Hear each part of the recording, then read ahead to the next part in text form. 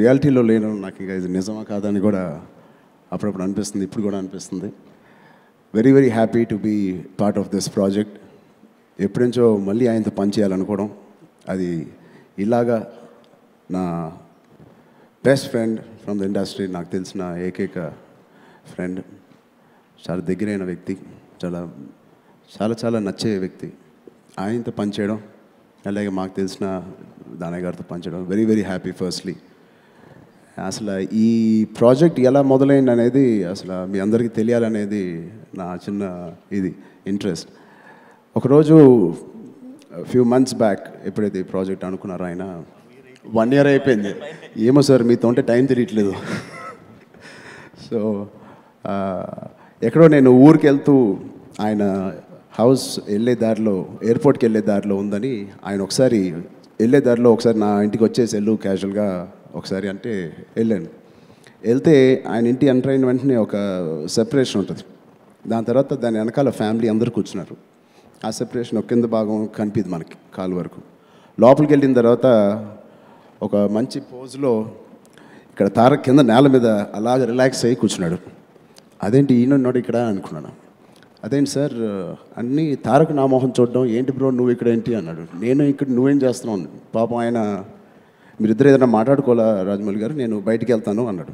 కాదు నువ్వు ఏదైనా మాట్లాడుకుంటే చేసుకొని, నేను కొంచెంసేపు వెయిట్ చేస్తాను, నా ఫ్లైట్కి టైం ఉంది ఇంకా అన్నాను. కొంచెంసేపు అలా ఆ కన్ఫ్యూజన్ ఆయన అలాగే సస్టైన్ చేసి మీరిద్దరు ఆగండి అని మా ఇద్దరిని లోపలికి తీసుకెళ్ళి అప్పుడే మాకు అనౌన్స్ చేయడం జరిగింది.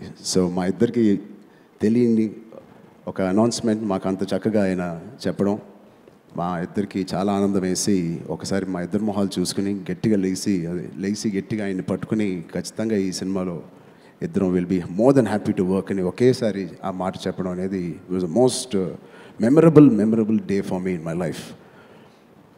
అండ్ దాని తర్వాత నెక్స్ట్ సెకండ్ తీసిన ఫోటోనే మేము ముగ్గురం ఆ సోఫా మీద కూర్చుని we're going to do something అని తీసిన ఫోటోనే మీరు అందరూ చూశారు.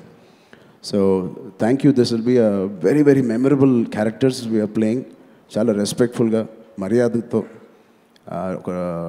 ఒక బాధ్యతతో తీసుకున్న ఒక డిజైన్ చేసిన ఒక క్యారెక్టర్ని మేము అంతే ఫీల్ అవుతూ, మేము కూడా అలా ఫీల్ అవుతూ చేస్తున్నాం.